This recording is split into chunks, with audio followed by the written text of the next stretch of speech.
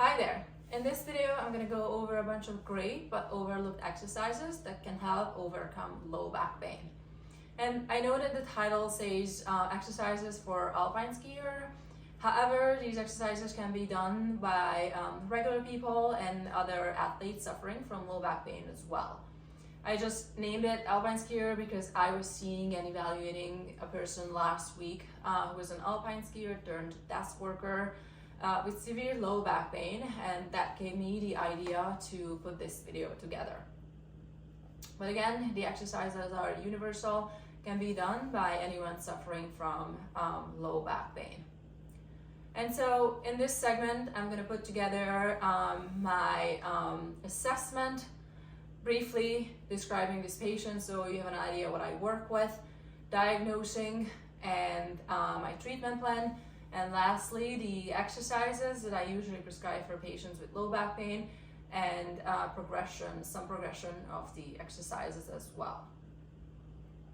So just briefly about this guy.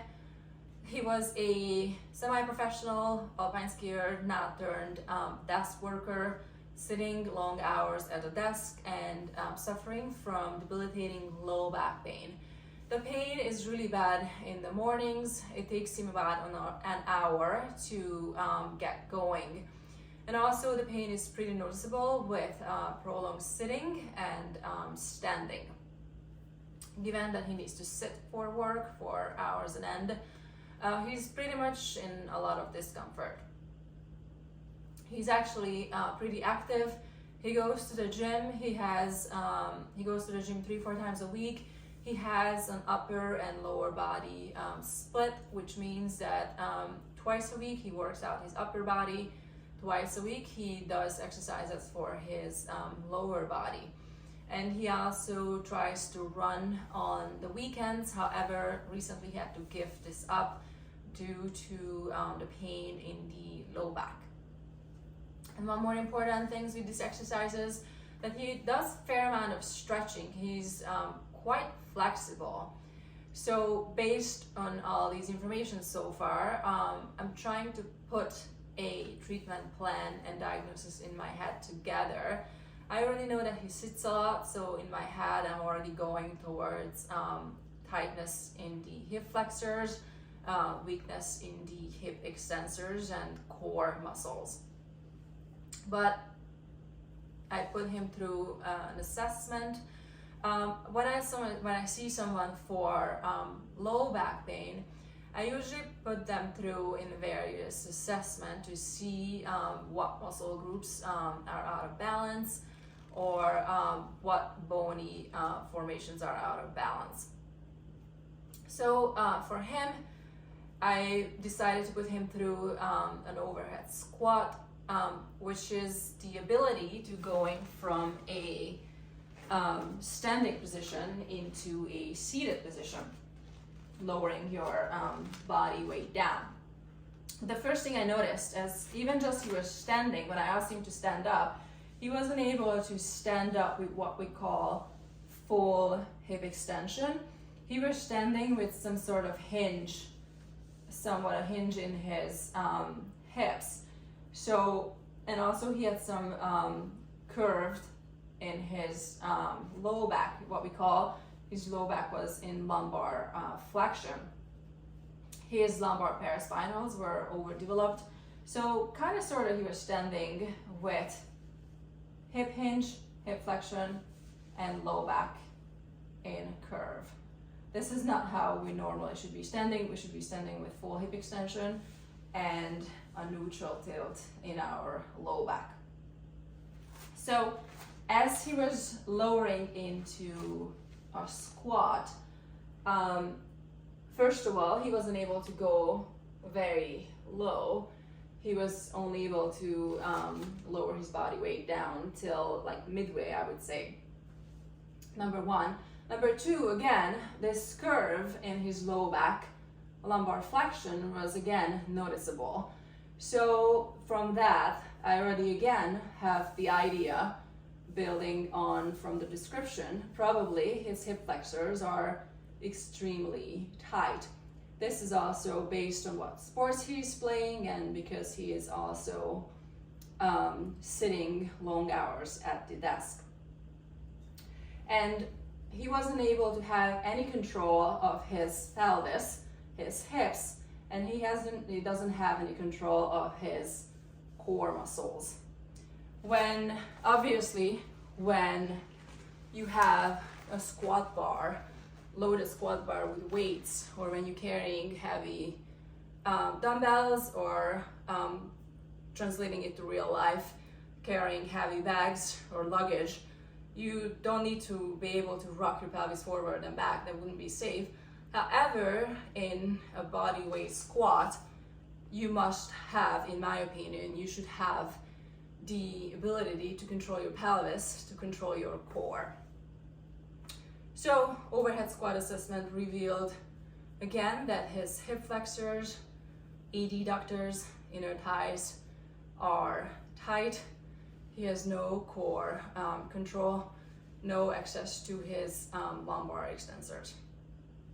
Next, what I like to put my patients through who come seek help for low back pain, who are not in an acute flare-up, is actually having them sit on their sit bones with the knees wide.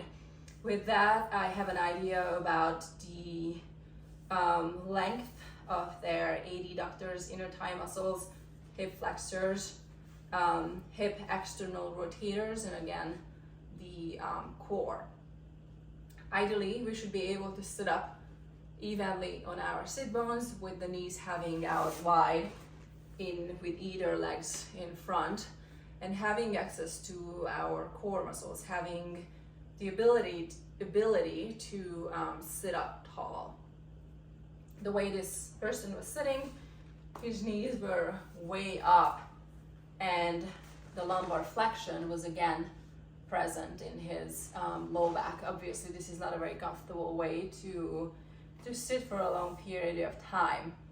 And from this position, again, same confirmation I've gotten: inner thighs or hip flexors or hip external rotators are severely tight.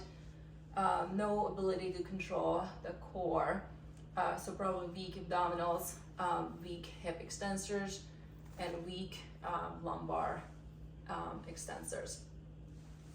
The next assessment I like to put my patients through is the ability to perform the dead bug exercise, or someone called it dying bug, which I really liked, which is the assessment when you are going down in a lying down position, having some space under the low back.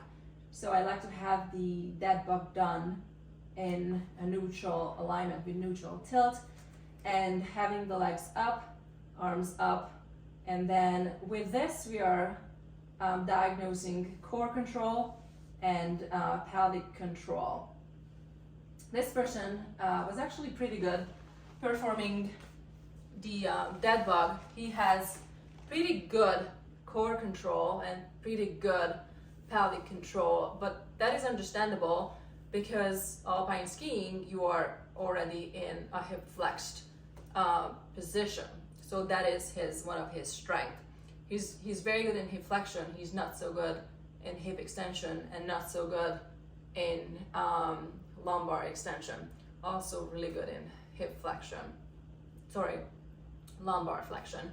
But that is because his hip flexors are pretty tight, right? The psoas is coming from the inner thigh bone, coming all the way up to the lumbar 1, 2, 3, 4, 5 attachment. And also the psoas has attachment to T12 and the diaphragm.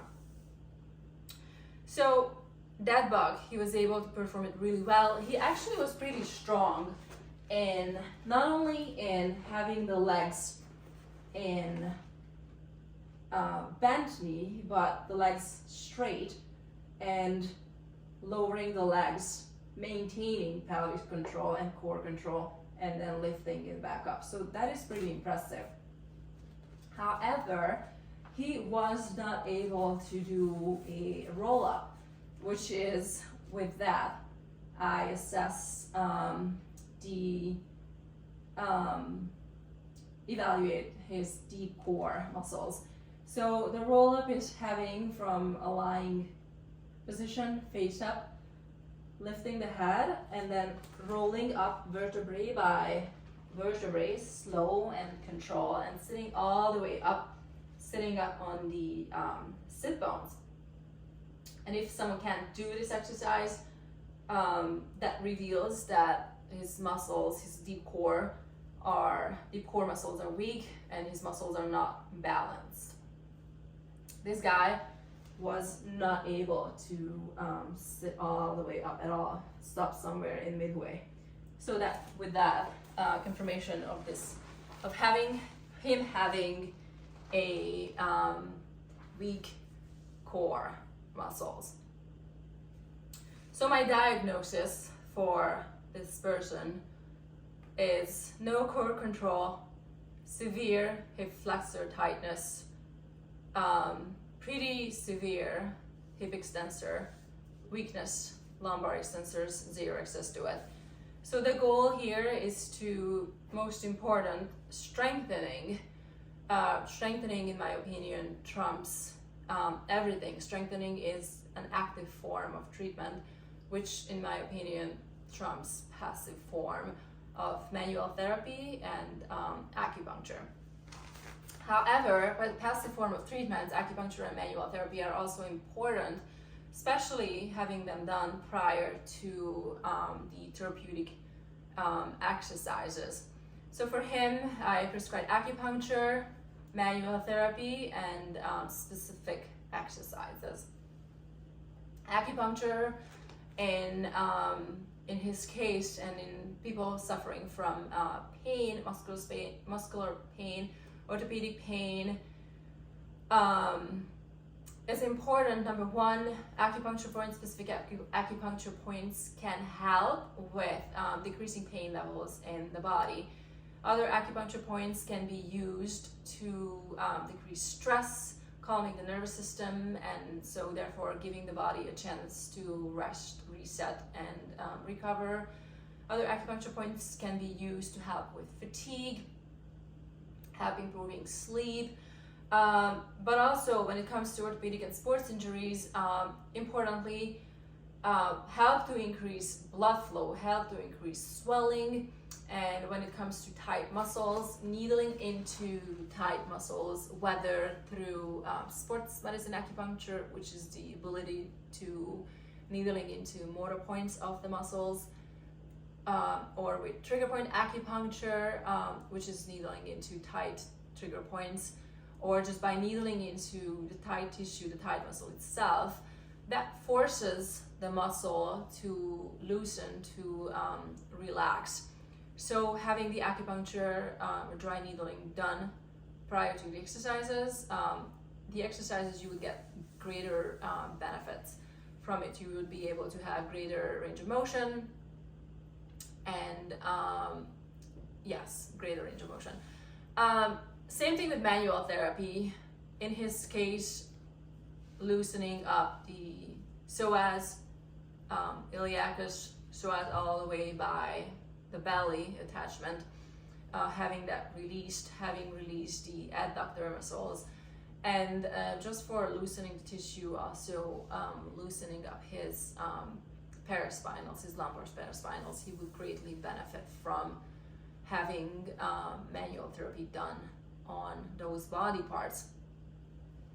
Also, manual therapy for hip flexors is important, especially for the psoas, because again, the psoas, when I needle the psoas, I only needle it by the attachment, the attachment in the thigh, because I personally don't needle into the abdominal cavity, because the intestines are right under. I don't want to needle into that area, but releasing it with your hands is totally possible.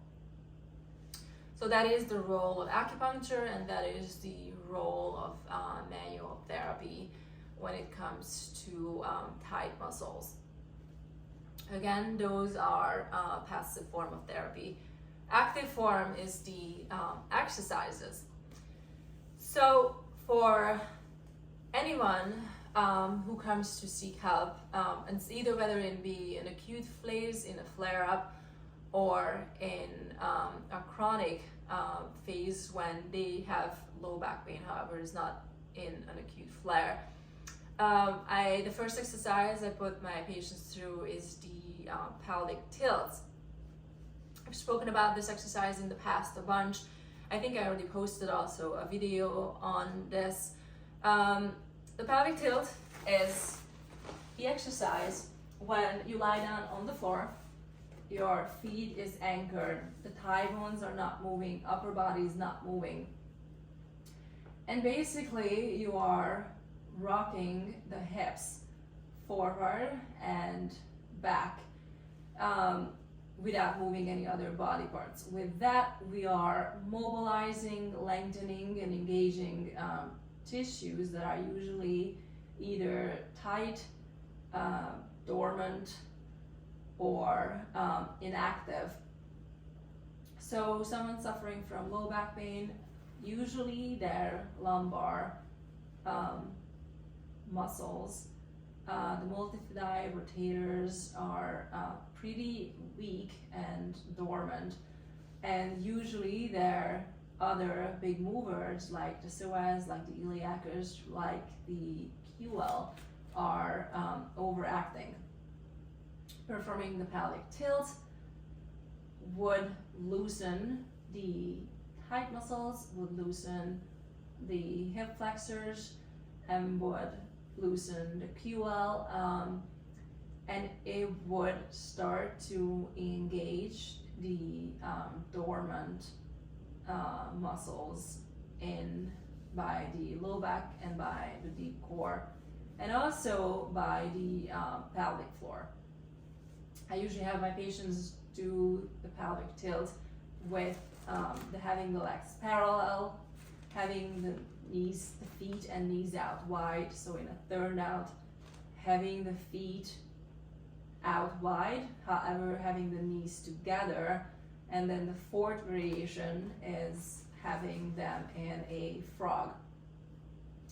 And I usually suggest doing 10 of each, so 40 pelvic tilts all together.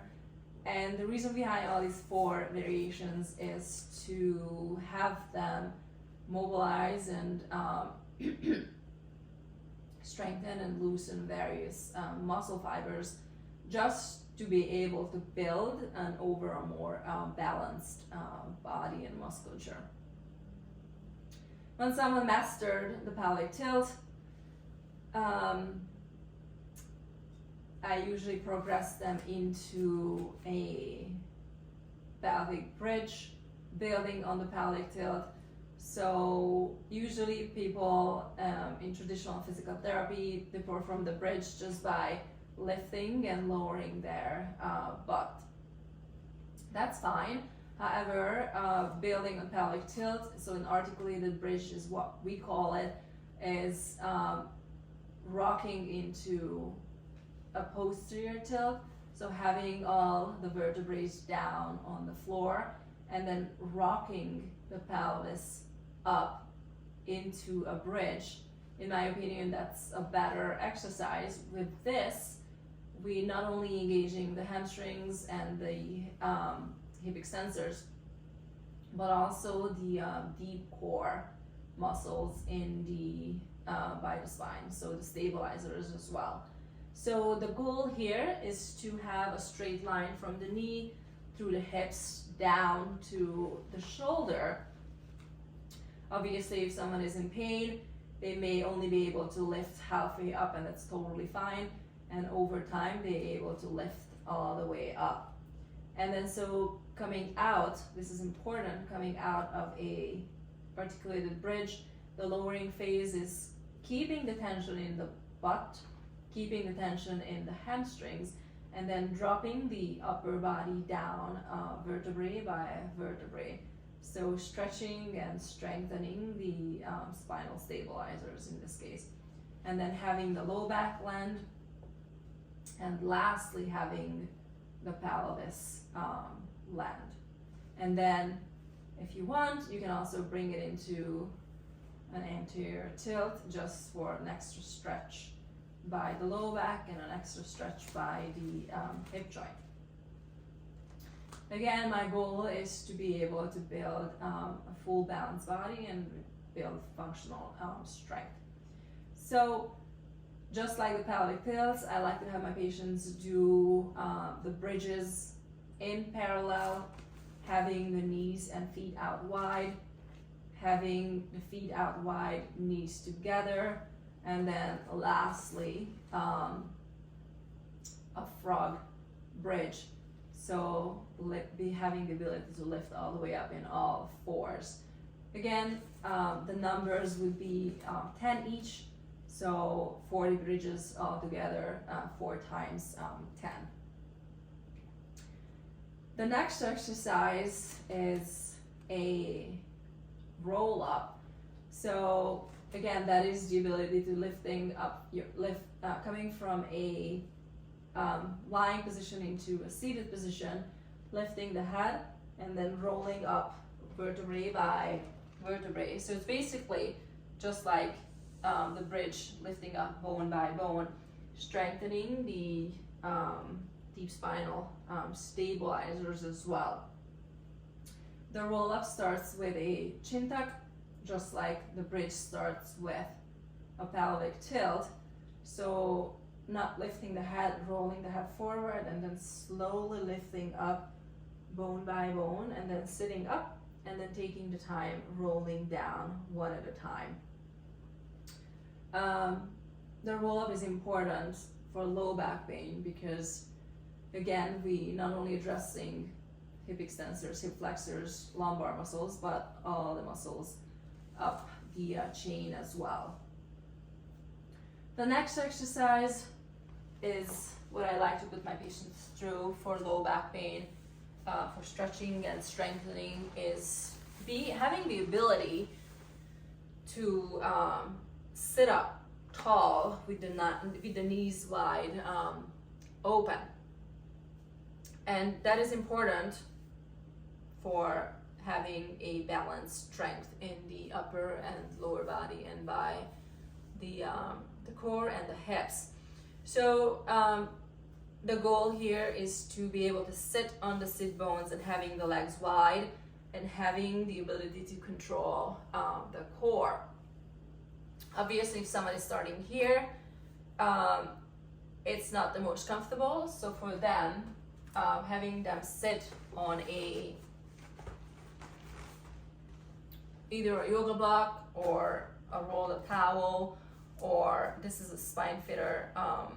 This is for various other exercises, or sitting up on a bolster, and then just sit there, take 5 deep breaths, and then try to come from a lumbar flexed position, from a curved low back, into over time. I'm talking about weeks or even months, sometimes from a severe position like this, 5, 6, 7, 8, 9 months, whatever it takes. But over time, keep practicing this and gaining the ability to be able to sit up tall. Very important to strengthen the deep core, lumbar extensors, hip flexors, hip extensors, adductors. Okay, next is a little bit more advanced. Obviously, I wouldn't put my patients who are in an acute flare-up through this exercise. Coming into the foot pointed, coming into full hip extension if that is available. The other leg is out straight to the side. I like to do this exercise with a magic circle, or this is worth also purchasing for nuanced work when it comes to posture. When I get to it, I will post a video on it. So if you have a magic circle, have it out in front of you. If you don't have it, you can also do this exercise with just having the hands out in front. Coming to a full hip extension, and then keeping the knee straight keeping this foot pressed into the ground, pointing the foot and sitting all the way back. If it's available, keeping the leg straight, keeping the foot on the ground, and then coming all the way up. So with this, we're putting the hip joint through a pretty good range. And the reason why that is important, because the bunch of postural muscles attach to the hip joint, pelvic floor attached to the hip joint. So having them mobile, strong, and flexible is pretty important in preventing and overcoming low back pain. More advanced variation would be having the arms overhead and then sitting up and then coming back all the way.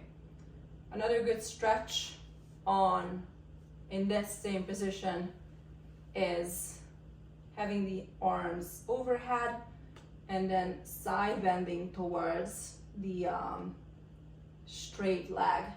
With that, we're stretching. It's a very good stretch for the obliques, the lats, teres, infraspinatus, more importantly, the psoas, the QL, and intercostal muscles.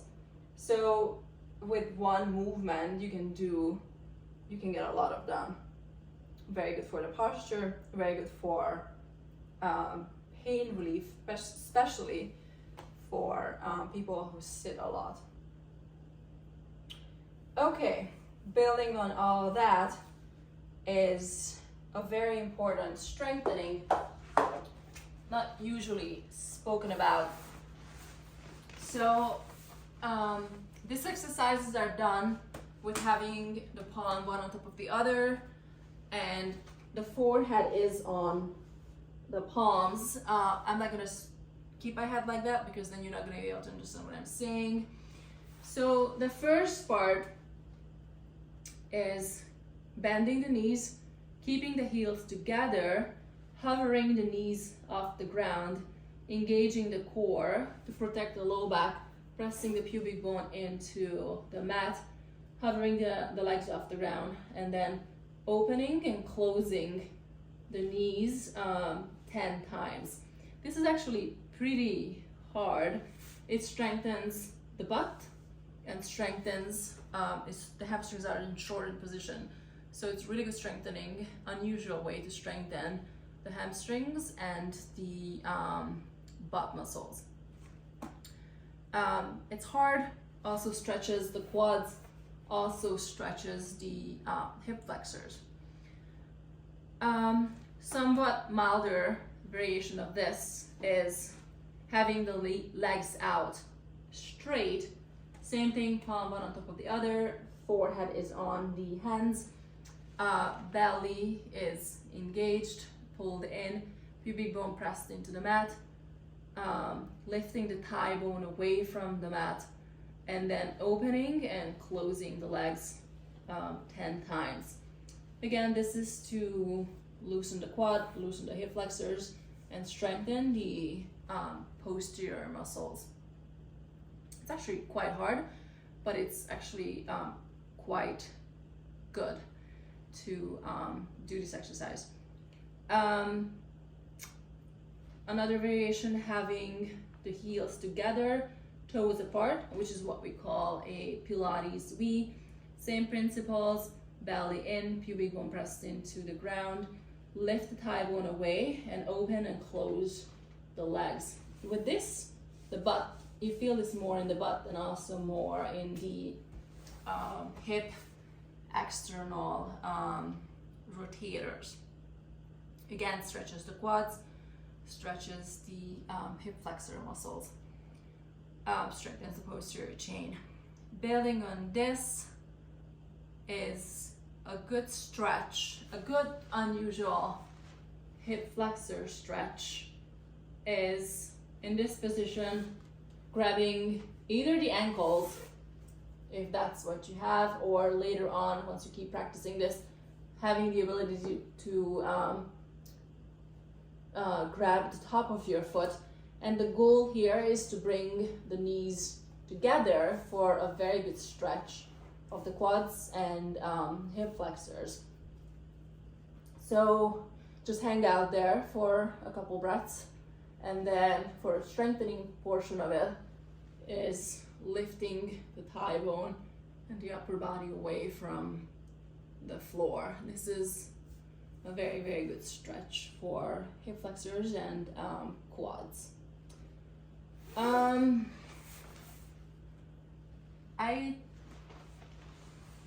What else? I think these are the ones that I wanted to go over today. Obviously, the other ones like squats and lunges and traditional bridges and dead bugs and bird dogs are very important, but I just felt like there's a lot of videos on it already, so I wanted to provide a different context for overcoming low back pain. So these are the exercises that I give my patients to, and depending on what stage of low back pain, what stage of flare-up they have, some of them I only just give the pelvic tilt, and then once they get stronger, building the pelvic tilt into bridge, and then as they get stronger, as they get better, as the flare up decreases, I progress them into the more advanced exercises. Also, initially when someone is in acute flare, I usually provide them more acupuncture, less exercises.